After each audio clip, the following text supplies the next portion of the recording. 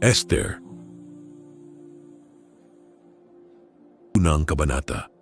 Nangyari nga sa mga kaarawan ni Asuero, ito ang Asuero na naghari mula sa India hanggang sa Ethiopia sa 127 lalawigan, na sa mga kaarawang yaon nang maupo ang Haring Asuero sa luklukan ng kaniyang kaharian na nasa Susan na bahay-hari.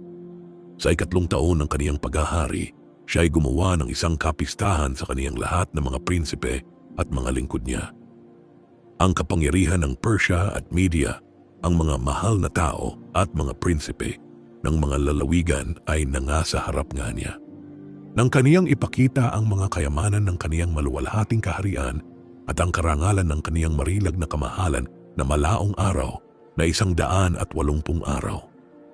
At nang maganap ang mga kaarawang ito, ang hari ay nagdaos ng isang kapistahan sa buong bayan na nangasa Susan na bahay-hari sa mataas at gayon din sa mababa na 7 araw sa looban ng halamanan ng bahay ng hari, na may tabing na kayong puti, verde at bughaw, na naiipit ng mga panaling mainam na lino at ng kulay ube sa mga singsing na pilak at mga haliging marmol, na ang mga hiligan ay ginto at pilak sa isang lapag na mapula at maputi at madilaw at maitim na marmol. At sila'y nangagbigay sa kanila ng inumin sa mga sisidlang ginto, na iyang mga sisidlan ay magkakaiba at saganang alak-hari ayon sa kasaganaan ng hari. At ang pag-inom ay ayon sa kautusan, walang pagpilit, sapagkat gayon ibinilin ng hari sa lahat na pinuno ng kaniyang bahay na kanilang gawin ayon sa kalooban ng bawat isa. Si Vasti na reyna naman ay nagdaos ng kapistahan sa mga babae sa bahay-hari na ukol sa Haring Asuero. Nang 7 araw, nang masayahan ng puso ng hari sa pamamagitan ng alak, kaniyang iniutos kay Mehuman, kay Bista, kay Harbona, kay Bigta at kay Abagta, kay Zetar at kay Karkas na 7 kamarero na nangaglilingkod sa harapan ng Haring Asuero. Nadalhin si Vasti na reyna na may putong pagkareyna sa harap ng hari upang ipakita sa mga tao at sa mga prinsipe ang kaniyang kagandahan, sapagkat siya ay may magandang anyo. Ngunit ang reynang si Vasti ay tumanggi na pumaroon sa utos ng hari sa pamamagitan ng mga kamarero, kaya't ang hari ay lubhang naginit at ang kaniyang galit ay nagalab sa kaniya. Nang magkagayoy sinabi ng hari sa mga pantas na nakakaalam ng mga panahon, sapagkat gayon ang paraan ng hari sa lahat na nakakaalam ng kautusan at ng kahatulan. At ang sumusunod sa kaniya ay si Karsena, si Sethar, si Admatha, si Tharsis, si Meres, si Marsena at si Memucan na 7 prinsipe sa Persia at Media na nangakakita ng mukha ng hari at nangaupong una sa kaharian. Anong ating gagawin sa reynang si Vasti ayon sa kautusan, sapagkat hindi niya sinunod ang bilin ng Haring Asuero sa pamamagitan ng mga kamarero? At si Memucan ay sumagot sa harap ng hari at ng mga prinsipe. Ang reynang si Vasti ay hindi lamang sa hari nagkasala, kundi pati sa lahat na prinsipe at sa lahat ng mga bayan na nangasa lahat na lalawigan ng Haring Asuero. Sapagkat ang gawang ito ng reyna ay kakalat sa lahat ng babae, upang hamakin ang kanilang mga asawa sa harap ng kanilang mga mata. Pagka nabalitaan, ang Haring Asuero ay nagpautos kay Vasti na reyna na dalhin sa harap niya, ngunit hindi siya naparoon. At sa araw na ito ay lahat na asawa ng mga prinsipe sa Persia at Media na nangakabalita ng gawang ito ng reyna ay magsasabi ng gayon sa lahat na prinsipe ng hari, na ano pat kasasanghian ng maraming pagkahamak at pagkapuot. Kung kalulugdan ng hari, maglabas ng utos hari sa ganang hari at isulat sa mga kautusan ng mga taga-Persia at mga Medo upang huwag mabago na si Vasti ay huwag nang pumaroon sa harap ng Haring Asuero at ibigay ng hari ang kaniyang kalagayang reyna sa iba na maigi kaysa kaniya. At pagka ang pasiya ng hari na kaniyang isasagawa ay mahahayag sa lahat niyang kaharian, sapagkat dakila, lahat ng babae ay mangagbibigay sa kanilang mga asawa ng karangalan sa mataas at gayon din sa mababa. At ang sabi ay nakalugod sa hari at sa mga prinsipe, at ginawa ng hari ang ayon sa salita ni Memucan, sapagkat siya ay nagpadala ng mga sulat sa lahat ng mga lalawigan ng hari, sa bawat lalawigan ayon sa sulat noon, at sa bawat bayan ayon sa kanilang wika, na ang bawat lalaki ay magpupuno sa kaniyang sariling bahay at mahahayag ayon sa wika ng kaniyang bayan. 2 kabanata. Pagkatapos ng mga bagay na ito, nang mapayapa ang pag-iinit ng Haring Asuero, kaniyang inalaala si Vashti at kung ano ang kaniyang ginawa at kung ano ang ipinasiya laban sa kaniya. Nang magkagayoy sinabi ng mga lingkod ng hari na nagsisipaglingkod sa kaniya, ihanap ng magagandang batang dalaga ang hari. At maghalal ang hari ng mga pinuno sa lahat ng mga lalawigan ng kaniyang kaharian upang kanilang mapisan ang lahat ng magandang batang dalaga sa Susa na bahay-hari, sa bahay ng mga babae, sa pamamahala ni Hegai na kamarero ng hari na tagapag-iingat ng mga babae at ibigay sa kanila ang kanilang mga bagay na kailangan sa paglilinis. At ang dalaga na kalugdan ng hari ay maging reyna na kahalili ni Vashti, at ang bagay ay nakalugod sa hari at ginawa niyang gayon. May isang Judyo sa Susan na bahay-hari na ang pangalay Mardocheo na anak ni Jair, na anak ni Simi, na anak ni Sis na Benjamita, na nadala mula sa Jerusalem na kasama ng mga bihag na nangadalang kasama ni Jechonias na hari sa Juda na dinala ni Nabucodonosor na hari sa Babylonia. At pinalaki niya si Hadasa sa makatuwid bagay si Esther na anak na babae ng kaniyang amain sapagkat siya ay wala kahit ama o inaman, at ang dalaga ay maganda at may mabuting anyo, at nang mamatay ang kaniyang ama at ina, inari siya ni Mardocheo na parang tunay na anak. Sa gayoy nangyari nang mabalitaan ang utos ng hari at ang kaniyang pasiya, at nang napipisa ng maraming dalaga sa Susa na bahay-hari sa pamamahala ni Hegai, na si Esther ay dinala sa bahay ng hari sa pamamahala ni Hegai na tagapag-ingat sa mga babae. At ang dalaga ay nakalugod sa kaniya at nilingap niya, at nagbigay siyang madali sa kaniya ng mga bagay na ukol sa paglilinis, pati ng mga bahagi niya at ng 7 dalaga na marapat na ibigay sa kaniya na mula sa bahay ng hari, at inilipat niya siya at ang kaniyang mga dalaga sa pinakamabuting dako ng bahay ng mga babae. Hindi ipinakilala ni Esther ang kaniyang bayan o ang kaniyang kamag-anakan man, sapagkat ibinilin sa kaniya ni Mardocheo na huwag niyang ipakilala. At si Mardocheo ay lumakad araw-araw sa harap ng looban ng bahay ng mga babae upang maalaman kung anong ginagawa ni Esther at kung ano ang mangyayari sa kaniya. Nang sumapit nga ang paghahali-halili ng bawat dalaga na pasukin ang Haring Aswero, pagkatapos na magawa sa kaniya ang ayon sa kautusan sa mga babae na 12 buwan, sapagkat ganito nagaganap ang mga araw ng kanilang paglilinis, sa makatuwid bagay 6 na buwan na may langis na mira at 6 na buwan na may mainam na pabango, at ng mga bagay na ukol sa paglilinis ng mga babae. Sa ganitong ang paraan na paroro ng dalaga sa hari, na anumang kaniyang nasain ay ibinibigay sa kaniya upang yumaong kasama niya na mula sa bahay ng mga babae hanggang sa bahay ng hari. Sa kinahapunan ay naparoroon siya, at sa kinaumagahan ay bumabalik siya sa ikalawang bahay ng mga babae sa pamamahala ni Saasgaz na kamarero ng hari na nag-iingat sa mga babae. Hindi na niya pinapasok ang hari malibang ang hari ay malugod sa kaniya at siya'y tawagin sa pangalan.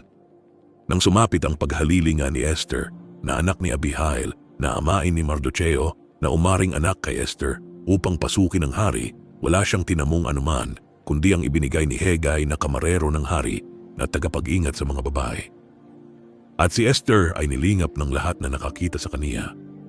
Sa gayoy dinala si Esther sa Haring Aswero sa loob ng kaniyang bahay-hari nang 10 buwan na siyang buwan ng Tebeth ng 7 taon ng kaniyang paghahari. At sininta ng hari si Esther ng higit kaysa lahat na babae, at siya'y nilingap at minahal na higit kaysa lahat na dalaga, na ano't kaniyang ipinutong ang putong na pagkareyna sa kaniyang ulo, at ginawa siyang reyna na kahalili ni Vashti. Nang magkagayoy gumawa ang hari ng malaking kapistahan sa kaniyang lahat na prinsipe at kaniyang mga lingkod sa makatuwid bagay kapistahan ni Esther, at siya'y gumawa ng pagpapatawad ng sala sa mga lalawigan at nagbigay ng mga kaloob ayon sa kalooban ng hari. At nang mapisan na ikalawa ang mga dalaga, naupo nga si Mardocheo sa pintuang daan ng hari. Hindi pa ipinakikilala ni Esther ang kaniyang kamag-anakan o ang kaniyang bayan man, gaya ng ibinilin sa kaniya ni Mardocheo, sapagkat ginawa ni Esther ang utos ni Mardocheo na gaya ng siya'y palakihing kasama niya. Sa mga araw na iyon, samantalang nauupo si Mardocheo sa pintuang daan ng hari, 2 sa kamarero ng hari, si Bigthan at si Teres, sa nangagiingat ng pintuan, ay nangapuot at nangagaakalang buhatan ng kamay ang Haring Aswero. At ang bagay ay naalaman ni Mardocheo na siyang nagturo kay Esther na reyna, at sinaysay ni Esther sa hari sa pangalan ni Mardocheo.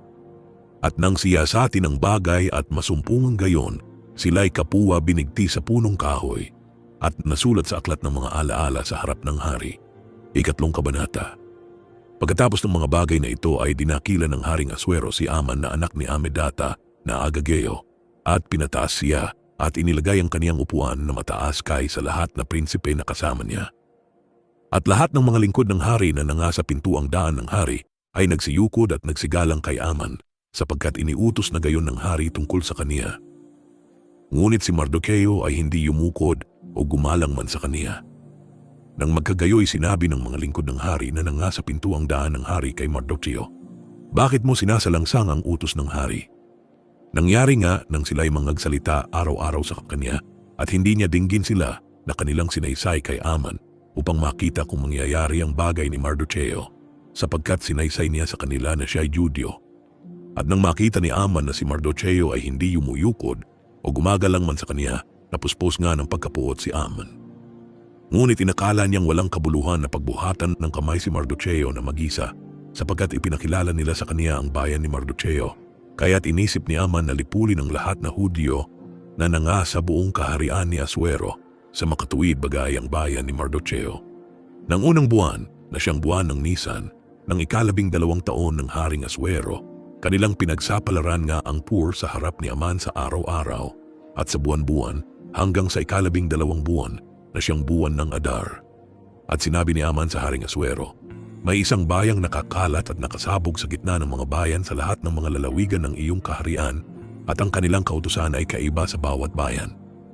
Na hindi man lamang iniingatan nila ang mga kautusan ng hari, kaya't hindi mapakinabang sa hari na sila'y tiisin. Kung kalugdan ng hari, masulat na sila'y lipulin, at ako'y magbabayad ng 10,000 talentong pilak sa mga kamay niyaong mga may katungkulan sa mga gawain ng hari upang dalhin sa mga ingatang yaman ng hari." Nang magkagayoy hinubad ng hari ang kaniyang singsing sa kaniyang kamay at ibinigay kay Aman na anak ni Amedatha na Agageo na kaaway ng mga Hudyo.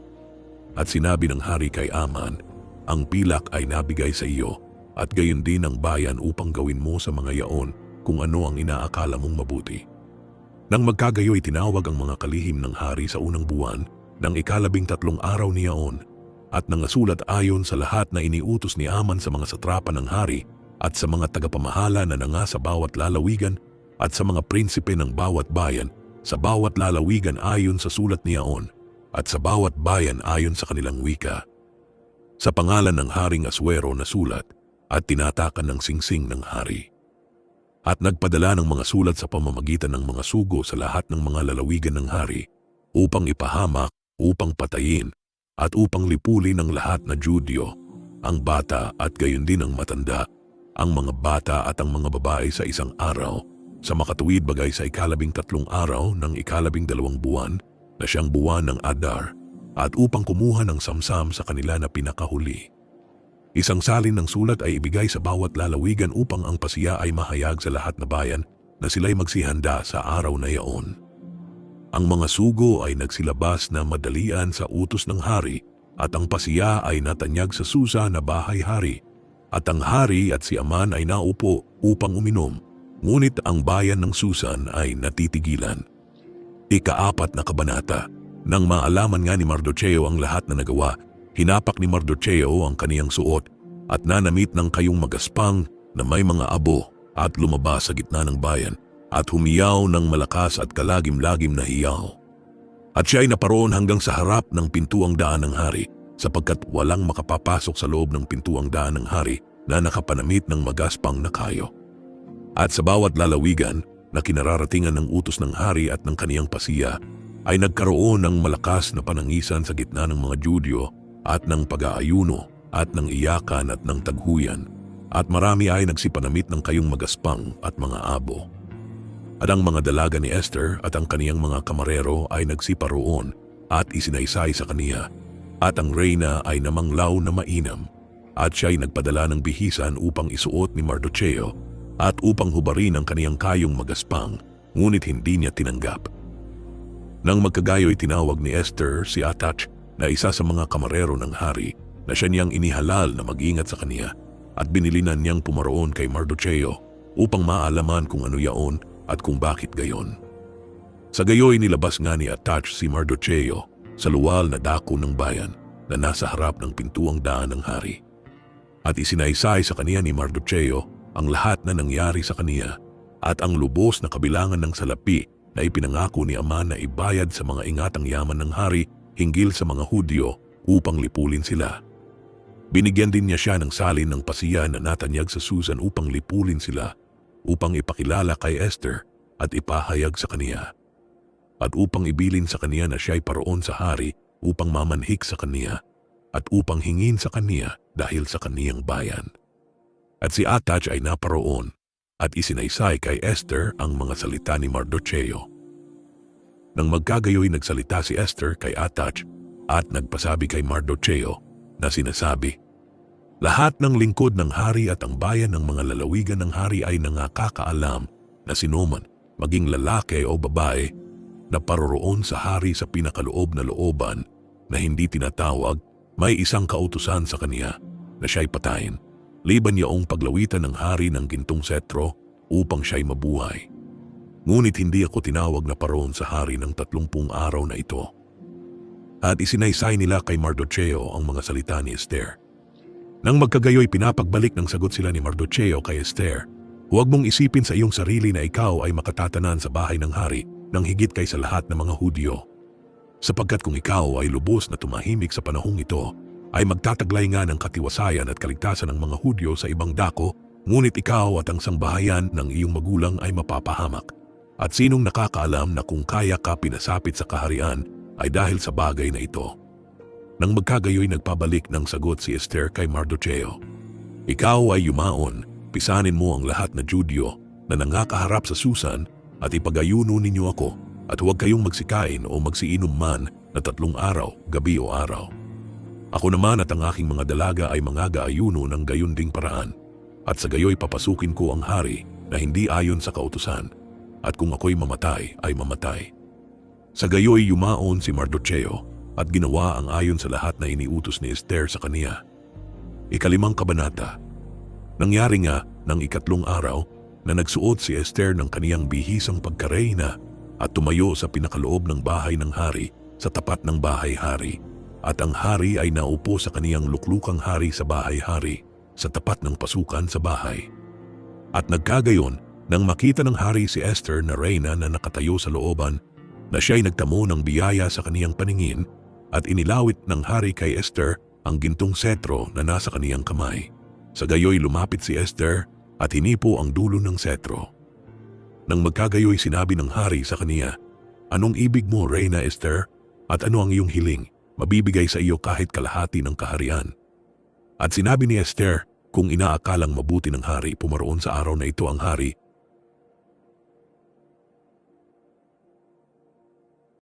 at si Aman sa pigingan na aking inihanda sa kanya. Nang magkagayoy sinabi ng hari, papagmadaliin si Aman upang magawa ang gaya ng sinabi ni Esther. Sa gayoy naparoon ang hari at si Aman sa pigingan na inihanda ni Esther. At sinabi ng hari kay Esther sa pigingan ng alak, ano ang iyong hingi at ipagkakaloob sa iyo at ano ang iyong hiling? Kahit kalahati ng kaharian ay ipagkakaloob. Nang magkagayoy sumagot si Esther at nagsabi, ang aking hingi at ang aking hiling ay ito. Kung ako'y nakasumpong ng biyaya sa paningin ng hari at kung kalugdan ng hari na ipagkaloob ang aking hingi at gawin ang aking hiling, na pumaroon ang hari at si Aman sa pigingan na aking ihahanda sa kanila at aking gagawin bukas na gaya ng sinabi ng hari. Nang magkagayoy lumabas si Aman sa araw na yaon na galak at may masayang puso, ngunit nang makita ni Aman si Mardocheo sa pintuang daan ng hari na hindi siya tumayo o kumilos man sa kanya, siya'y napuno ng pagkapuot laban kay Mardocheo. Gayon may nagpigil si Aman sa kaniyang sarili at umuwi sa bahay at siya'y nagsugo at tinipo ng kaniyang mga kaibigan at si Zeres na kaniyang asawa. At isinaysay ni Aman sa kanila ang kaluwalhatian ng kaniyang mga kayamanan at ang karamihan ng kaniyang mga anak at lahat ng bagay na ipinagkaloob ng hari sa kaniya at kung paanong siya'y nataas ng higit kay sa mga prinsipe at mga lingkod ng hari. Sinabi ni Aman bukod dito, oo, si Esther na reyna ay hindi nagpasok ng sino man na kasama ng hari sa pigingan na kaniyang inihanda kundi ako lamang. At kinabukasan naman ay inaanyayahan niya ako na kasama ng hari. Gayunmay ang lahat ng ito'y walang kabuluhan sa akin habang aking nakikita si Mardocheo na Hudyo na nakaupo sa pintuang daan ng hari. Nang magkagayoy sinabi ni Zeres na kaniyang asawa at ng lahat niyang kaibigan sa kaniya, magpagawa ka ng isang bibitayan na may 50 siko ang taas at sa kinaumagahan ay salitain mo sa hari na bitayin doon si Mardocheo. Kung magkagayoy yumaon kang masaya na kasama ng hari sa pigingan. At ang bagay ay nakalugod kay Aman at kaniyang ipinagawa ang bibitayan. Ika-6 na kabanata. Nang gabing yaon ay hindi makatulog ang hari at kaniyang iniutos na dalhin ang aklat ng mga alaala ng mga gawa at mga binasa sa harap ng hari. At nasumpungang nakasulat na si Mardocheo ay nagsaysay tungkol kay Bigtana at kay Teres, dalawa sa mga kamarero ng hari, sa nangagingat ng pintuan na nangagisip magbuhat ng kamay sa Haring Asuero. At sinabi ng hari, anong karangalan at kamahalan ang nagawa kay Mardocheo sa bagay na ito? Nang magkagayoy sinabi ng mga lingkod ng hari na nagsisipaglingkod sa kaniya, walang anumang nagawa sa kaniya. At sinabi ng hari, sino ang nasa looban? Si Aman nga ay pumasok sa looban ng bahay ng hari upang magsalita sa hari na bitayin si Mardocheo sa bibitayan na inihanda niya sa kaniya. At ang mga lingkod ng hari ay nagsabi sa kaniya, narito, si Aman ay nakatayo sa looban at sinabi ng hari, papasukin siya. Sa gayoy pumasok si Aman at ang hari ay nagsabi sa kaniya, anong gagawin sa lalaki na kinalulugdang parangalin ng hari? Sinabi nga ni Aman sa kaniyang sarili, sino ang kinalulugdang parangalin ng hari na higit kay sa akin? At sinabi ni Aman sa hari, sa lalaki na kinalulugdang parangalin ng hari, ay dalhan ng damit hari na isinusuot ng hari at ng kabayo na sinasakyan ng hari at putungan sa ulo ng putong na hari. At ang bihisan at ang kabayo ay mabigay sa kamay ng isa sa pinakamahal na prinsipe ng hari upang bihisan gayon ang lalaki na kinalulugdang parangalin ng hari at pasakayin siya sa kabayo sa lansangan ng bayan at itanyag sa unahan niya. Ganito ang gagawin sa lalaki na kinalulugdang parangalin ng hari. Nang magkagayoy sinabi ng hari kay Aman, ikaw ay magmadali at kunin mo ang bihisan at ang kabayo gaya ng iyong sinabi at gawin mong gayon kay Mardocheo na Judyo na nauupo sa pintuang daan ng hari. Huwag magkulang ang anumang bagay sa lahat na iyong sinalita. Nang magkagayoy kinuha ni Aman ang bihisan at ang kabayo at binihisan si Mardocheo at pinasakay sa lansangan ng bayan at nagtanyag sa unahan niya. Ganito ang gagawin sa lalaki na kinalulugdang parangalin ng hari. At si Mardocheo ay bumalik sa pintuang daan ng hari. Ngunit si Aman ay nagmadaling umuwi na tumatangis at may takip ang ulo. At isinaysay ni Aman kay Zeres na kaniyang asawa at sa lahat niyang mga kaibigan ang bawat bagay na nangyari sa kaniya. Nang magkagayoy sinabi ng kaniyang mga pantas na lalaki at ni Zeres na kaniyang asawa sa kaniya, kung si Mardocheo na iyong pinasimulang kinahulugan sa harap ay sa binhi ng mga Hudyo, hindi ka mananaig laban sa kaniya, kundi ikaw ay walang pagsalang mahuhulog sa harap niya. Samantalang sila'y nakikipagsalitaan pa sa kaniya, dumating ang mga kamarero ng hari at nagmadaling dinala si Aman sa pigingan na inihanda ni Esther. 7 kabanata. Sa gayoy naparoon ng hari at si Aman sa pigingan na kasama ni Esther na reyna. At sinabi uli ng hari kay Esther ng 2 araw sa pigingan ng alak, ano ang iyong hingi, Reyna Esther, at ibibigay sa iyo, at ano ang iyong hiling? Kahit kalahati ng kaharian ay ipagkakaloob. Nang magkagayoy sumagot at nagsabi si Esther na reyna, kung ako'y nakasumpong ng biyaya sa iyong paningin, o hari, at kung kalulugdan ng hari, ipagkalob sa akin ang aking buhay sa aking hingi at ang aking bayan sa aking hiling. Sapagkat kami ay naipagbili, ako at ang aking bayan upang ipahamak, upang patayin at upang lipulin. Ngunit kung kami ay naipagbili ng mga pinakaaliping lalaki at babae, ako'y tumahimik, bagaman hindi mababayaran ng kaaway ang bagabag sa hari. Nang magkagayoy nagsalita ang Haring Asuero at nagsabi kay Esther na reyna, sino siya at saan nandun siya na nangangahas magbanta na gumawa ng gayon. At sinabi ni Esther, ang isang kaaway at kaalit, itong masamang si Aman. Nang magkagayoy natakot si Aman sa harap ng hari at ng reyna. At ang hari ay tumindig sa pigingan ng alak sa kaniyang pagkapuot at pumasok sa halamanan ng bahay-hari. At si Aman ay tumayo upang ipamanhik ang kaniyang buhay kay Esther na reyna, sapagkat nakita niya na may kasamaang ipinasiya laban sa kaniya ang hari. Nang magkagayoy bumalik ang hari na mula sa halamanan ng bahay-hari hanggang sa pigingan ng alak. at si Aman ay sumubsob sa hiligan na kinaroroonan ni Esther. Nang magkagayoy sinabi ng hari, kanya bang dadahasin ang reyna sa harap ko sa bahay? Pagkabigkas ng salita sa bibig ng hari, ay kanilang tinakpan ang mukha ni Aman.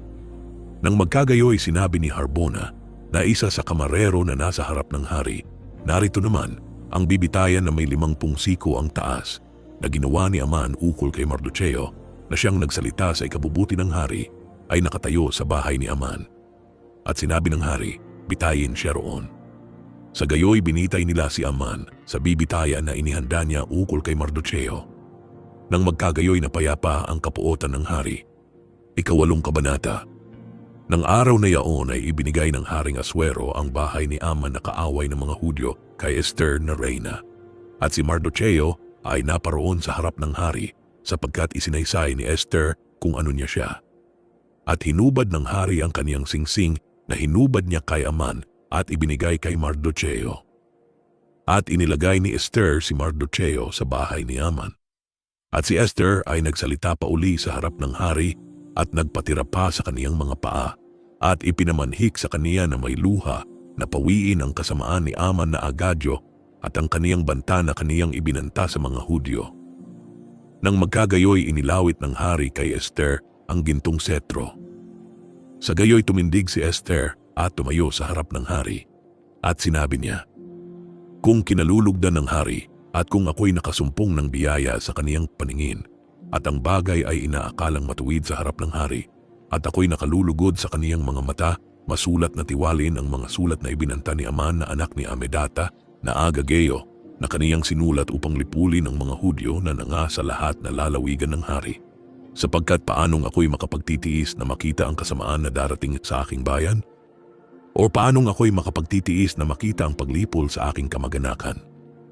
Nang magkagayoy sinabi ng Haring Asuero kay Esther na reyna at kay Mardocheo na Judyo, narito, ibinigay ko kay Esther ang bahay ni Aman at siya ang kanilang binitay sa bibitayan sapagkat siya ay nagbuhat ng kaniyang kamay sa mga Hudyo.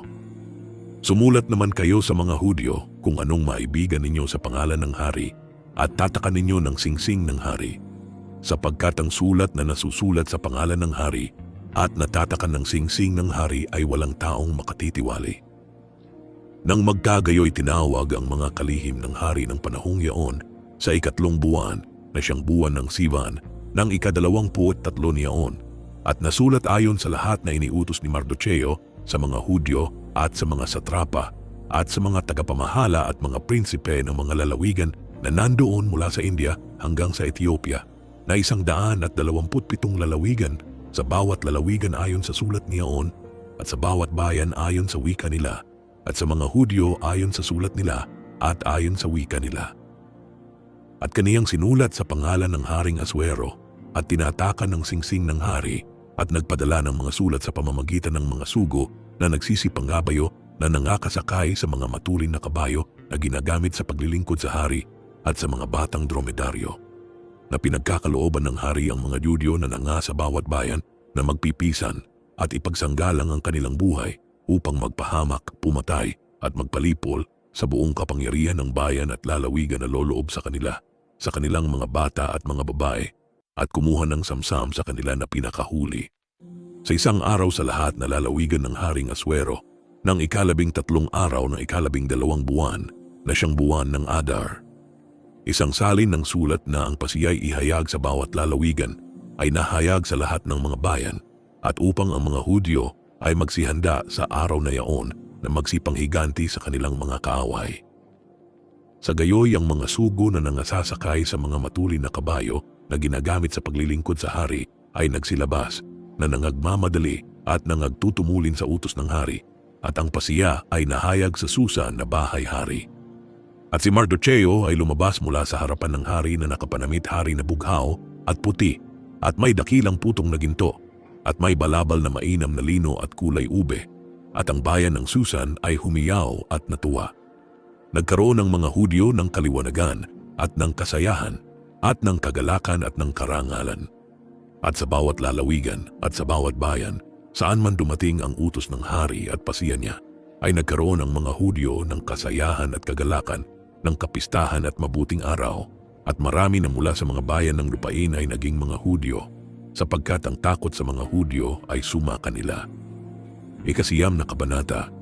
Sa 12 buwan nga na siyang buwan ng Adar, ng 13 araw ng buwan ding yaon, nang ang utos ng hari at ang pasiya niya ay malapit ng gagawin, ng araw na inaasahan ng mga kaaway ng mga Hudyo na magpuno sa kanila, yamang napabaligtad na ang mga Hudyo ay siyang naghari sa kanila na nangapupuot sa kanila. Ang mga Judyo ay nagpipisan sa kanilang mga bayan sa lahat na lalawigan ng Haring Asuero upang magbuhat ng kamay sa mga nagbabanta ng kanilang kapahamakan, at walang makatayo sa kanila sapagkat ang takot sa kanila ay nahulog sa lahat ng mga bayan.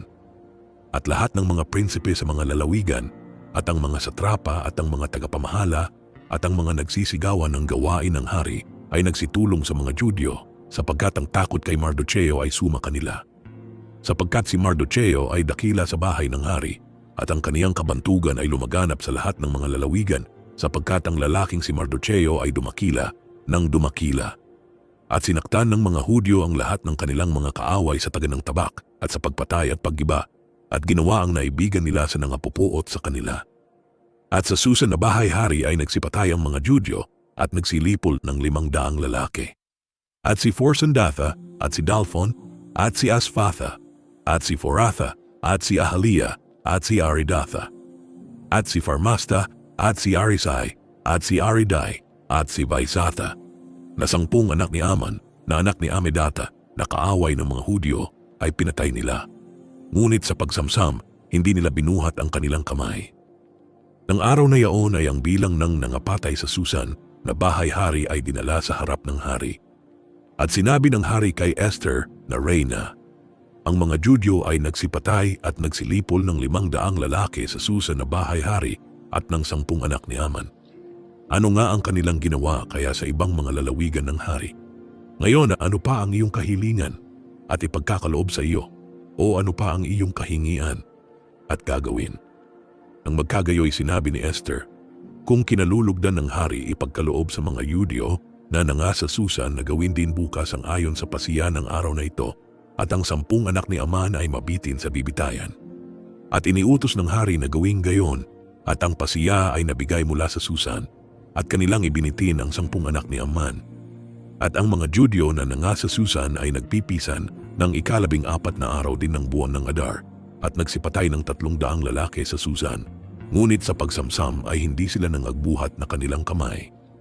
At ang ibang mga Judyo na nanga sa mga lalawigan ng hari ay nagpipisan at ipinagsanggalang ang kanilang buhay at nangagkaroon ng kapahingahan sa kanilang mga kaaway at nagsipatay sa mga nangapupuot sa kanila ng 75,000. Ngunit sa pagsamsam ay hindi nila binuhat ang kanilang kamay. Ito'y nagawa ng 13 araw ng buwan ng Adar at ng 14 na araw ng buwan ding yaon ay nangagpahinga sila at ginawang araw ng pistahan at kasayahan.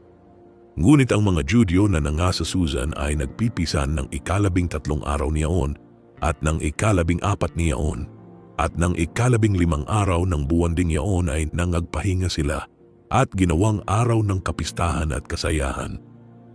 Kaya't ang mga Judyo sa mga nayon na nagsisitahan sa mga bayan na hindi nangakukutaan, ginagawa ang 14 na araw ng buwan ng Adar na araw ng kasayahan at pistahan at mabuting araw at nang padalahan ng mga bahagi ng isa't isa.